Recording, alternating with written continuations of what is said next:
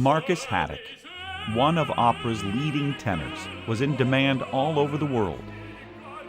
Raised in Lubbock, Texas, classical music was not exactly a mainstay of daily life.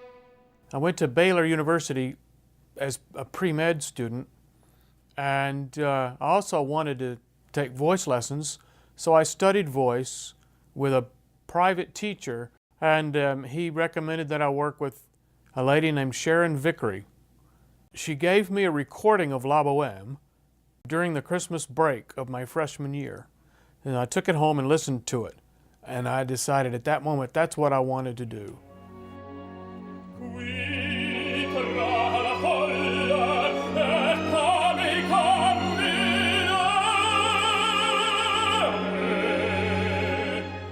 I asked the tenor when he knew opera was going to be his career.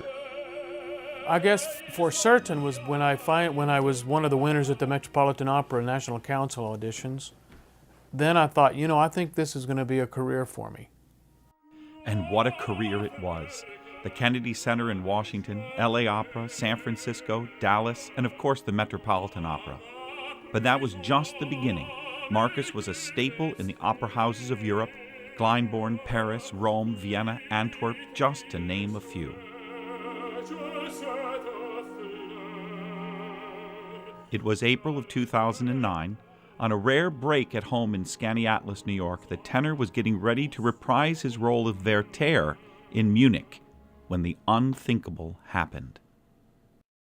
So I was just standing there in the kitchen, and then I collapsed to the floor. Tried to push myself up, and then I realized my left arm wasn't working.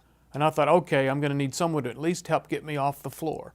But because I figured this was going to pass. It was nothing. And he walked in, the EMS guy walked in and said, nah, he's stroking out. So they got me to the hospital really quickly, and then that's when one stroke, I was fine, and then another stroke occurred, and then that was when it was really bad. But as was his approach to everything in life, Marcus committed to the hard road of recovery. And what about that glorious voice? I had gone down into a chapel at one of the rehab facilities where I stayed to try to sing, and it just wasn't happening. That may never happen, but we'll keep working at it. And working at it he is. Every day he works on his voice, his music. And now there is a new focus in Marcus Haddock's life: teaching.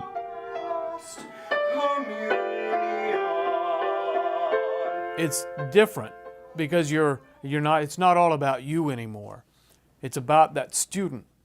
So you learn to listen very acutely to the student, and your interest is in improving the student.